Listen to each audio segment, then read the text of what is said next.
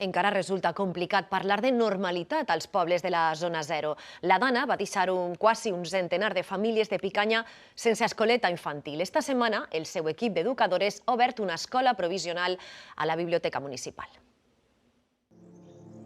Res queda de l'escoleta infantil de Picanya. Només els murs i un delicat dansaire de colors. Tot l'interior se l'emportà a la barrancada. Tot llevat de les il·lusions de l'equip d'educadores, que ara converteixen les sales de la biblioteca municipal en una escoleta improvisada.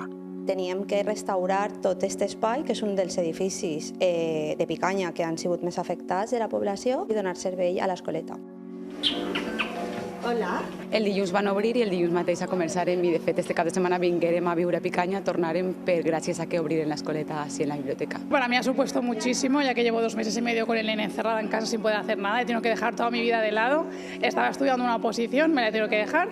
Ya teníamos ganas, tanto ella como yo. Poden estar així en un espai segur i que no estan plens de fang i no n'hi ha pols. Nosaltres vivim a Paiporta i en 5 minuts estem a la biblioteca de Picanya de Santa Marca, així que logísticament és molt més fàcil per a nosaltres.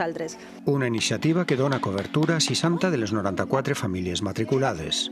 Per conciliació per a les famílies. Les criatures tenen que socialitzar, continuar en el seu aprenentatge, la seva evolució. Primera setmana d'un servei que es mantindrà fins que recuperen la seva escoleta.